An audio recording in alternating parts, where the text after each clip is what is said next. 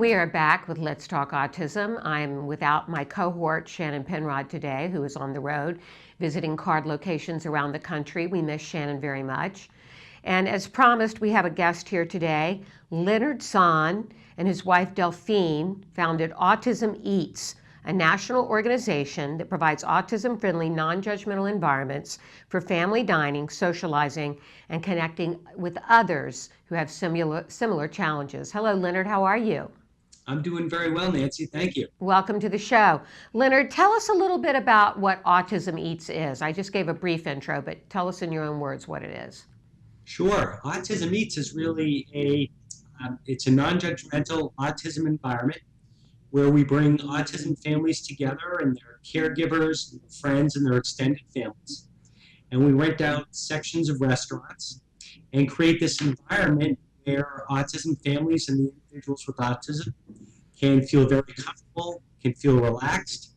We tell people that all behaviors are welcome, and it's an opportunity to enjoy a night out or brunch out with dinner, some light entertainment for the kids and the siblings, and a way to network and to be out there without having to be concerned about impacting on other diners' meals or facing possibly some stares and from other diners in the restaurant. Lenard, let's go back and talk about your personal history. You are an autism dad, so tell us about that.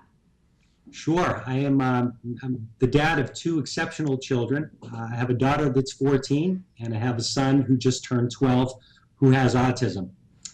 And autism was really on the list of things that we never expected to happen as a family. Aiden was diagnosed at 2 years old, which is pretty typical as these things go.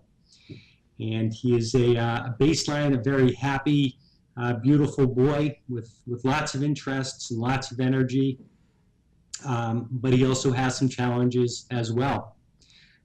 One of them is dining out. While the rest of the family really loves to go out to dinner and restaurants and be part of that community, some of the environments of restaurants that we would visit will really prove to be overwhelming to him, and would cause him to have meltdowns and run for the door or want to play his iPad or iPhone very loudly. And it became very difficult for us to interact with others in a way that we always expected that we would be doing.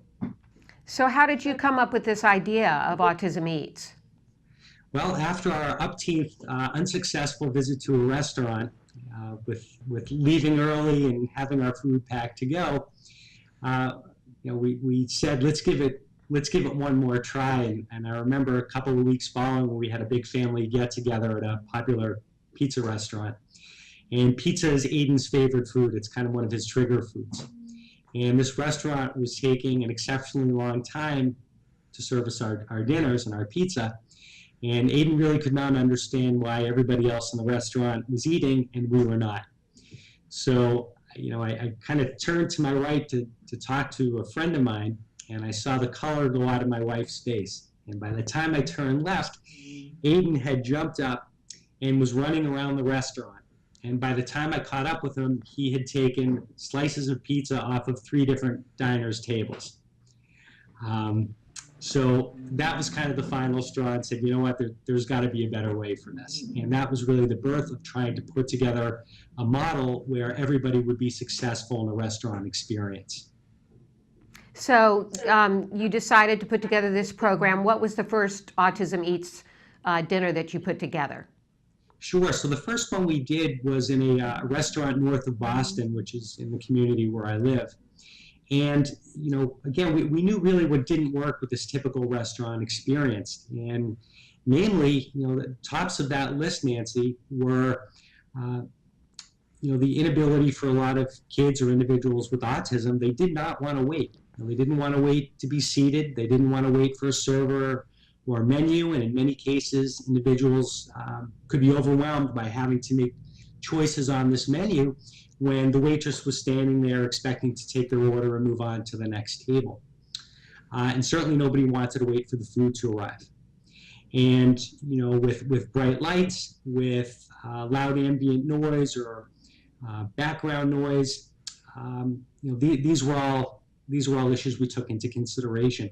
So we found a restaurant that we felt had the right physical layout, where we could have our own private section of the restaurant, but still feel that we were out in a very central part, so we could be safe, but also not feel that we're in the basement somewhere. And we had the lights adjusted down. We had the music adjusted down. We had a buffet that was set up, so there was no waiting for anything. And the families had paid in advance on the Autism Eats website, so you didn't have to order a meal or wait for a check or wait for food to be served.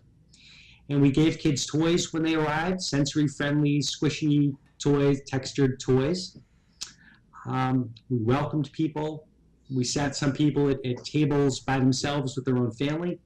Others, we set up community tables to give them a very natural way to meet others, meet other families, and other siblings to meet other siblings. And then we just let the night move on in a very natural, organic kind of a way. And we had, we really didn't know, Nancy, how many people to expect. 30 people, 40 people, 20 people. And by the evening of the dinner, we had almost 120 people that were driving from as far away as really 2.5 hours each way to come join us on that night. And it was just a tremendous success. Yeah, you did have a tremendous success. Why do you think so many parents responded to this? Why do you think this resonated with so many families? I think families, including my own, we really just want to do some things that are typical, or take some things that we always thought would be easy but aren't, and have the ability to do that. So going out to dinner, going out and being in an environment where you don't have to apologize to anybody, you don't have to explain anything.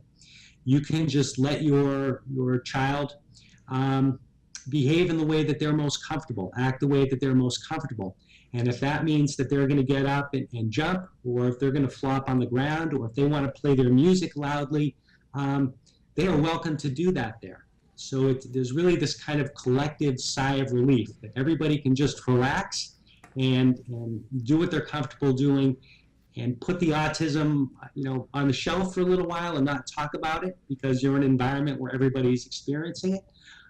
And just have an enjoyable night out. Or if you'd like to talk about it and network with some other families and share stories about school or different treatments and care protocols, you have that ability also. What did you find that families were more interested in sharing their stories, or were they more interested in just trying to have a, quote, normal night out? You know what? I saw a real mix. I saw lots of dads talking about the upcoming baseball season. I saw siblings, and this was really, really wonderful, because as the father of a 14-year-old girl, and she was, I think, 11 at the time, it was great for her to be amongst her peers, to be amongst other siblings, and know that she was not the only one that has kind of a quirky brother, and that there are others out there that are really feeling some of the same ways that she is. So that was part of it also, to make sure that the siblings are comfortable. And I did see, a lot of iPhones coming out and parents making play dates for their kids, which was fun to see, because, as a lot of parents know, it can be difficult sometimes for the socialization part of it for their kids outside of school or outside of specific autism activities. So this was a great way for parents to set up those play dates for their kids. Did you find a lot of fathers connecting? Because we oftentimes think of really parents, the moms are sort of in the forefront of a lot of organizations that get underway, and the quote warrior moms. You oftentimes don't see dads spearheading this kind of thing. Did you find a lot of the fathers had a lot of camaraderie when it came to this? I did, and I was very happy to see a lot of dads coming out. We saw some dads come just with their child, and we saw a lot of dads come as part of a full, part of the full family. And yes, we saw dads having the typical conversations, not having to do with autism. And we saw some having autism conversations. A lot of those seemed to be around advocacy. But what I did have happen as the night was winding down, I had 2 or 3 different fathers come up to me and tell me that that they were so appreciative to be able to come out and do this, because in many instances they felt that the moms were kind of bearing the brunt of the home life and the home training and the care and interacting with the school. And this gave the dads an opportunity to get involved, to interact, to meet others in the community, and also for them as well to share some stories with dads that get it, and not necessarily dads at work or elsewhere that were had typical families and typical kids that they were bringing up. Okay, well, tell us about your plans for Autism Eats. What are your plans for the future? Well, the plans for Autism Eats are to continue growing the program. We've been doing this for just over 3 years now. We've had over 50 events everywhere from really Boston to Hawaii. And we have other communities that should be having their first dinners coming up in the fall. So the plan is really to continue the growth. We want to get more communities involved, and I will help you set up an Autism Eats a club in your community. So we want more communities. We'd like to increase the frequency of the events. Right now, they're approximately every 1 to 2 months, but we would like to increase that to closer to monthly and have them running simultaneously. And we're also looking for partnerships, corporate partnerships, donations, and some funding to help us sustain and grow the program, and also make sure that it will always be affordable for families to attend, regardless of what their financial situation is. Tell us more about how people can learn more about the program and how they can get in touch with you. All of our information is on the Autism Eats website, which is autismeats.org. And the Autism Eats is one word. On that website, which is soon to be redesigned, but we have a listing of all the upcoming events. We also have a Contact Us button. And if you hit that Contact Us button, you'll be able to fill out an email and send me your some information or some questions, and I'll get right back to you, and we can schedule a call, and I can answer all your questions live, and we can talk about planning events. Tell us what you've gained personally from this experience of heading this organization up.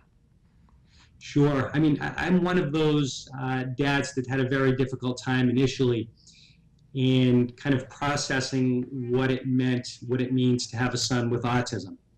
Again, it's not something that we plan for. It just kind of happens while you're making other plans.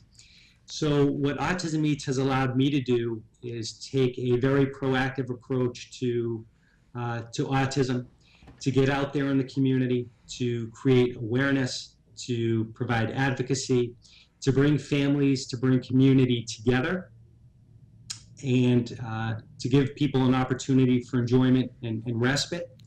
And also it's an opportunity for me on a very personal level to have this special bonding with my son Aiden, and that he introduced me to this world and introduced me to so many wonderful, caring, good people that I otherwise never would have had a chance to meet. Well, it's a terrific program. We wish you the best of luck with it and for the future growth. And once again, Lenard Zohn, thank you for joining us from Autism Eats. Great. Thank you very much, Nancy.